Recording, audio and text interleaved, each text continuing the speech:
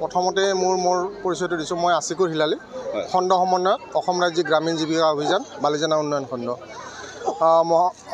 মাঘৰ ভোগালী প্ৰাকখনত লগতে ইংৰাজী নৱবৰ্ষৰ অলগেৰে আমি অসম ৰাজ্যিক গ্ৰামীণ জীৱিকা অভিযান, বালিজানা উন্নয়ন খণ্ডৰ উদ্যোগত আৰু ৰাভা হাছং স্বায়ত্তশাসিত পৰিষদৰ বিত্তীয় সহযোগত আত্মসহায়কৰ সহায় গোটৰ দ্বাৰা পৰিচালিত অসমী মেলা 2024টো আমি আজি 29, 30 আৰু 31 তিনিদিনীয়া এটা প্ৰগ্ৰেম লৈছোঁ।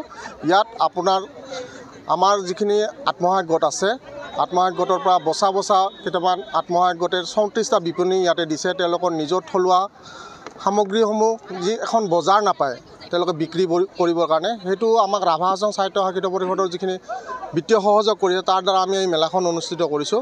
আৰু তাৰ কাৰণে ৰাভা হাছং স্বায়ত্তশাসিত পৰিষদক এই চেগতে আমি ধন্যবাদ জ্ঞাপন কৰিছোঁ। ইয়াৰ উদ্দেশ্য কি? উদ্দেশ্য হৈছে আমাৰ মহিলাখিনি গ্ৰাম্য অৰ্থনীতিৰ লগত আচলতে জড়িত হৈ থাকে। তেওঁলোকে কৃষি কৰ্মৰ লগতে যিখিনি সাজ পোছাক বোৱা কটা এইবিলাক কৰি আছে, তেওঁলোকে অৰ্থৰ এখন মাৰ্কেট এটা পাই গৈছে আৰু মাৰ্কেট পাবৰ কাৰণে এইটো কৰা হৈছে। আৰু তাৰ দ্বাৰা তেওঁলোকে অনুপ্ৰাণিত হ'ব আৰু আমাৰ গ্ৰাম্য অৰ্থনীতিৰ লগতে ৰাজ্যিক উন্নতিৰ যিখিনি তেওঁলোকে মহিলা অৰ্থনীতি আৰু স্বাৱলম্বিতাৰ যিখিনি পথ তেওঁলোকে দেখুৱাই আছে ৰাইজক। আৰু প্ৰগ্ৰেম কিমান দিনলৈকে চলিব? প্ৰগ্ৰেম আজি 29, 30, 31 তিনিদিনীয়া কাৰ্যসূচী লোৱা হৈছে। হয়, ৰাইজক এই তিনিদিনীয়া কাৰ্যসূচীতে আমাৰ অংশগ্ৰহণটো বিচাৰিছোঁ আৰু উপস্থিতিটো আৰু সহায় সহযোগ কৰিবৰ কাৰণে বিনম্ৰভাৱে অনুৰোধ জনাইছোঁ। হয়, মোৰ সন্মুখত বাইদেউ এজনী আছে। আপুনি কওকচোন আজি ইয়াত আহি কেনেকুৱা লাগিছে? নমস্কাৰ, মোৰ নাম পাৰুল দাস, মই দাৰিজুৰি জিপি কৃষি সখী হয়।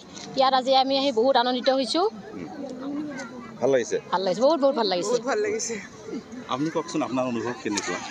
আমি মানে ইমান আনন্দিত। আমাৰ গোটৰ মহিলাবিলাকে মানে নিজে ঘৰত বনোৱা বস্তুবিলাক বাহিৰত বিক্ৰী কৰিব নোৱাৰে, যাৰ কাৰণে মানে অৰ্থনৈতিকভাৱে সদায় দুৰ্বলে হৈ থাকে। এতিয়া নিজে বনোৱা বস্তুবিলাক বাহিৰত বিক্ৰী কৰি অৰ্থনৈতিকভাৱে নিজে স্বাৱলম্বী হ'ব পাৰিছে। আমি বহুত আনন্দিত। আন ক'ৰবাত মানে যেনেকৈ সুবিধা পায়, মানে সুযোগ সুবিধা পায়, তেনেকৈ আমাৰ মহিলাসকল ওলাই যাবলৈ উদ্যমী হৈ আহিছে।